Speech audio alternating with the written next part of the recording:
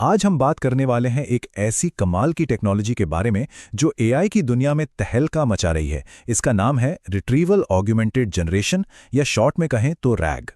अब जरा सोचिए, क्या हो अगर एआई को एक ओपन बुक एग्जाम देने को कहा जाए। मतलब वो जवाब देने से पहले फैक्ट्स चेक कर सकता है। इसी से एआई ज्यादा भरोसेमंद और अप टू डेट जवाब दे पाता है। तो चलिए इसमें और गहराई से उतरते हैं। तो आज हम क्या क्या देखने वाले हैं उस पर एक नज़र डालते हैं। सबसे पहले हम समझेंगे कि एआई का ब्लाइंड स्पॉट क्या है, मतलब इसकी सबसे बड़ी कमजोरी। फिर देखेंगे कि रैग कैसे एक हीरो की तरह इस प्रॉब्लम को सॉल्व करता है। इसके बाद हम जानेंगे कि रैग सिस्टम असल में काम कैसे करते हैं और इसकी तुलना इसके एक और पॉपुलर साथी फाइन ट्यूनिंग से करेंगे। और आखिर में हम बात करेंगे उन चुनौतियों की जो अभी भी बनी हुई हैं। तो चलिए सबसे पहले उस प्रॉब्लम की जड़ तक चलते हैं जिसे आरएजी जैसी टेक्नोलॉजी सॉल्व करने के लिए बनी है। और ये प्रॉब्लम है पुरानी बासी जानकारी की। ये सवाल सुनने में तो बड़ा सीधा साधा लगता है, पर है बहुत जरूरी। सोचिए, GPT-4 जैसा इतना पावरफुल एआई मॉडल, लेकिन अगर उससे कल के स्टॉक मार्केट का हाल या क्रिकेट मैच का स्कोर पूछ लिया जाए तो उसके पास कोई जवाब नहीं होगा। आखिर ऐसा क्यों है? इसका जवाब है नॉलेज कट ऑफ। असल में ये जो बड़े बड़े एआई मॉडल्स हैं ना, ये इंटरनेट से 24 घंटे जुड़े नहीं रहते। इन्हें एक खास तारीख तक के डेटा पर ट्रेन किया जाता है और बस उस तारीख के बाद दुनिया में क्या हो रहा है इन्हें कुछ नहीं पता। कह सकते हैं कि इनका ज्ञान उस एक पॉइंट पर आकर फ्रीज हो जाता है। और इसके असली उदाहरण भी हमारे सामने हैं। मिसाल के तौर पर GPT-4 का ज्ञान सितंबर 2021 पर आकर रुक गया। इसका जो नया वर्जन है GPT-4 टर्बो, वो दिसंबर 2023 तक की जानकारी रखता है। और जो नए लामा 4 मॉडल्स हैं उनका नॉलेज कट ऑफ अगस्त 2024 है। ये वाकई में एक बहुत बड़ी लिमिटेशन है। और इस लिमिटेशन के नतीजे काफी गंभीर हो सकते हैं। जब एआई से उसकी नॉलेज की लिमिट के बाहर का कोई सवाल पूछा जाता है तो वो हैलुसिनेट कर सकता है। मतलब वो ऐसी बातें बना सकता है जो सुनने में तो बिल्कुल सच लगे, लेकिन होती पूरी तरह से मनगढ़ंत है। और ये कोई छोटी मोटी चूक नहीं, बल्कि एक बहुत बड़ी प्रॉब्लम है। तो फिर इस जमी हुई नॉलेज की प्रॉब्लम का हल क्या है? यहीं पर एंट्री होती है रिट्रीवल ऑगमेंटेड जनरेशन यानी आरएजी की। ये एआई को लाइव बाहरी डेटा सोर्सेस से जोड़ने का एक बहुत ही शानदार तरीका है। सीधे सीधे कहें तो राग 2 स्टेप्स में काम करता है। जवाब देने से ठीक पहले मॉडल सबसे पहले बाहर के नॉलेज सोर्स जैसे कोई डॉक्यूमेंट, डेटाबेस या वेबसाइट से उस सवाल से जुड़ी जरूरी जानकारी ढूंढकर निकालता है, जिसे हम रिट्रीव करना कहते हैं। और फिर उसी जानकारी का इस्तेमाल करके एक सही और सटीक जवाब जनरेट करता है, यानी तैयार करता है। चलिए इसे 3 और भी आसान स्टेप्स में तोड़कर समझते हैं। स्टेप 1, सिस्टम सवाल से जुड़ी सबसे काम की जानकारी ढूंढता है। स्टेप 2, फिर वो उस जानकारी को असली सवाल के साथ जोड़ देता है, जिससे मॉडल को एक्स्ट्रा कॉन्टेक्स्ट मिल जाता है। और स्टेप 3, अब मॉडल इस नए ज्यादा जानकारी वाले प्रॉम्प्ट का इस्तेमाल करके अपना फाइनल जवाब तैयार करता है। सिंपल। ये एनालॉजी रैग को समझने का सबसे अच्छा तरीका है। सोचिए, एक क्लोज बुक एग्जाम में एआई को सिर्फ अपनी याददाश्त के भरोसे रहना पड़ता है, लेकिन रैग के साथ एआई एक ओपन बुक एग्जाम दे रहा होता है, जहां जवाब देने से पहले उसके पास लाइब्रेरी कार्ड और इंटरनेट कनेक्शन दोनों हैं। वो पहले फैक्ट्स चेक कर सकता है और इससे जवाबों की एक्यूरेसी जाहिर है बहुत ज्यादा बढ़ जाती है। ठीक है, सुनने में तो ये सब बहुत अच्छा लगता है, पर यह जादू असल में होता कैसे है?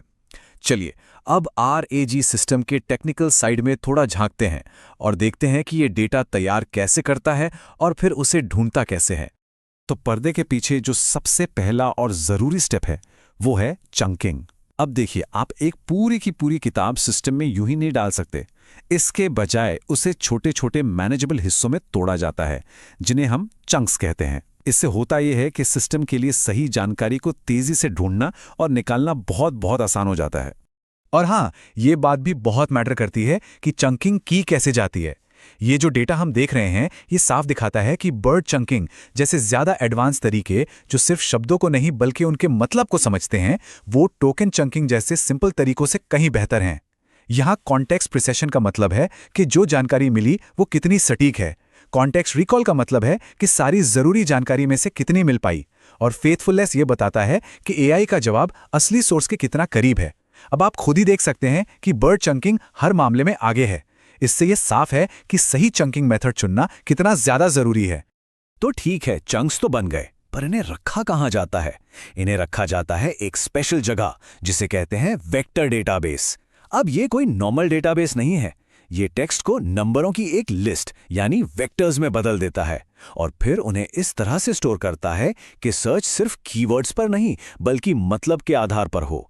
इसे आप एक तरह का सुपर पावर्ड इंडेक्स समझ सकते हैं।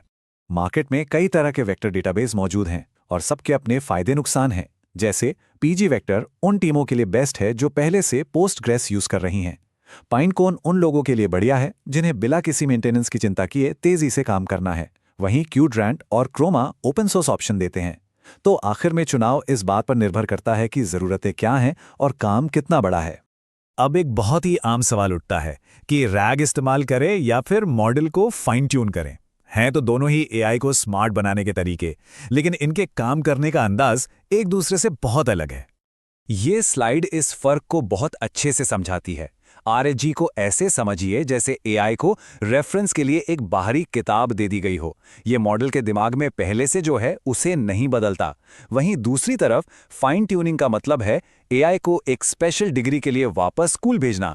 ये असल में नए डेटा पर उसके दिमागी नट बोल्ट यानी इंटरनल पैरामीटर्स को ही बदल देता है। तो सवाल ये है कि कब क्या चुनें। देखिए, अगर जानकारी ऐसी है जो बार बार बदलती है या जवाब के साथ सोर्स बताना जरूरी है या फिर प्रोजेक्ट का बजट कम है तो रैग बेस्ट ऑप्शन है। लेकिन अगर मकसद मॉडल को कोई नया स्किल या लिखने का कोई खास स्टाइल सिखाना है या किसी खास इंडस्ट्री के शब्दों को सिखाना है तो फाइन ट्यूनिंग बेहतर काम करता है। आरएचजी बहुत पावरफुल है, इसमें कोई शक नहीं, लेकिन ये कोई जादू की छड़ी नहीं है जो सारी समस्याएं सुलझा दे। अभी भी कुछ बड़ी चुनौतियां हैं जिनके बारे में हमें पता होना चाहिए। इनमें से एक सबसे बड़ी चुनौती है रैग पॉइजनिंग। ये तब होता है जब रैग सिस्टम कोई ऐसा सोर्स ढूंढ लाता है जो है तो बिल्कुल फैक्ट करेक्ट, लेकिन या तो वो आउट ऑफ कॉन्टेक्स्ट है या फिर गुमराह करने वाला है। एआई उस सोर्स पर आंख बंद करके भरोसा कर लेता है और नतीजा एक बिल्कुल गलत जवाब।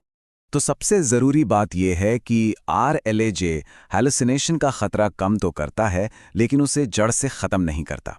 और इसीलिए अब अगली सबसे बड़ी चुनौती है इन गलतियों को भरोसेमंद तरीके से पकड़ना और फ्लैग करना। रिसर्चर्स हैलुसिनेशन पकड़ने के कई तरीकों पर काम कर रहे हैं और ये टेबल हमें दिखाती है कि कैसे कीमत और एक्यूरेसी के बीच एक बैलेंस बनाना पड़ता है। यहाँ प्रिसिशन का मतलब है कि जब सिस्टम कहता है कि हैलुसिनेशन है तो वो कितनी बार सही होता है, और रिकॉल का मतलब है कि वो असल में मौजूद सारे हैलुसिनेशन में से कितनों को पकड़ पाता है। अब देखिए, टोकन सिमिलैरिटी जैसे आसान तरीके सस्ते तो हैं पर उनका रिकॉल स्कोर बहुत कम है, मतलब वो बहुत सारी गलतियों मिस कर देते हैं। वहीं दूसरी तरफ बर्ड स्टोकेस्टिक जैसे कॉम्प्लेक्स तरीके ज़्यादातर गलतियों को पकड़ लेते हैं पर उन्हें चलाने में खर्चा और पावर भी ज़्यादा लगती है। तो सही बैलेंस ढूंढना ही इस फील्ड की सबसे बड़ी चुनौती है। और ये सारी बातें हमें एक बहुत ही दिलचस्प और सोचने पर मजबूर करने वाले सवाल पर लाकर खड़ा कर देती हैं। एआई का भविष्य क्या है? एक बेहतर दिमाग बनाना यानी फाइन ट्यूनिंग, या फिर उसे एक बहुत बड़ी हमेशा अपडेट होने वाली लाइब्रेरी यानी रैग का एक्सेस देना? शायद असली जवाब इन दोनों के कॉम्बिनेशन में ही छिपा है। सोचने वाली बात है ना? हमारे साथ जुड़ने के लिए शुक्रिया।